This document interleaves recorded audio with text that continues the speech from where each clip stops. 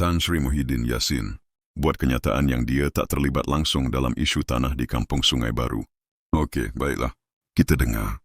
Tapi sebagai rakyat yang nak faham cerita sebenar, mesti terbit soalan dalam kepala. Kalau bukan Tan Sri yang terlibat, habis tu siapa sebenarnya? Macam mana tanah yang dah bertahun-tahun didiami tu boleh tiba-tiba terlibat dengan projek pembangunan? Siapa yang bagi kelulusan? Siapa yang jumpa pemaju? Dan kenapa penduduk rasa macam mereka tak cukup dibela?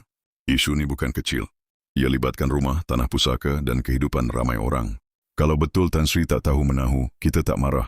Tapi kita nak tahu, siapa yang luluskan projek ni? Siapa yang deal dengan pemaju? Dan siapa yang patut bertanggungjawab bila rakyat rasa tertindas?